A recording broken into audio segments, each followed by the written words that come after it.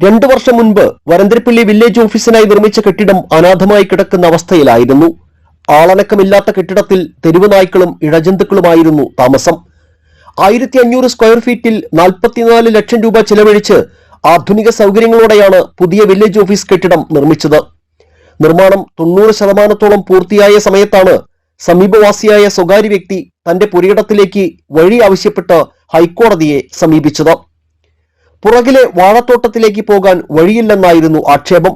കോടതി സ്റ്റേ ചെയ്തതോടെ വില്ലേജ് ഓഫീസിന്റെ നിർമ്മാണം നിലച്ചു. കേസുമായി ബന്ധപ്പെട്ട് ജില്ലാ കളക്ടർ ഉൾപ്പെടെ കോടതിയിൽ കയറിയിറങ്ങേണ്ടി വന്നു. കളക്ടറുടെ കീഴിലുള്ള വിജിലൻസ് കമ്മിറ്റിയും പൊതുപ്രവർത്തകരും വില്ലേജ് ഓഫീസ് തുറക്കുന്നതിന് അപേക്ഷകളും പരാതികളുമായി വന്നു. MLA, കളക്ടർ, ADM എന്നിവരെല്ലാം ഇടപെടുകയും തടസ്സവാദങ്ങൾ പരിഹരിക്കുകയും ചെയ്താണ് ഘട്ടം ഘട്ടമായി കെട്ടിടം പണി പൂർത്തിയാക്കിയത്. അവസാന ഘട്ടത്തിൽ കെട്ടിടത്തിലെ റാമ്പിന്റെ നീളം മൂലം വാഴത്തോട്ടത്തിലേക്ക് പോകാനാകുന്നില്ല എന്നായിരുന്നു പരാതി. ഹർജി പരിഗണിച്ച കോടതി കേസ് അതിന്റെ വഴി നടക്കട്ടെയെന്നും റാമ്പിന്റെ നീളം കുറച്ച് പുറകിലേക്ക് വഴിയൊരുക്കി കെട്ടിടം തുറക്കാനും നിർദ്ദേശിച്ചു.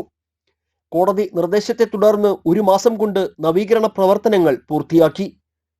ഇത് സംബന്ധിച്ച് NCTV നിരന്തരം വാർത്തകൾ നൽകിയിരുന്നു.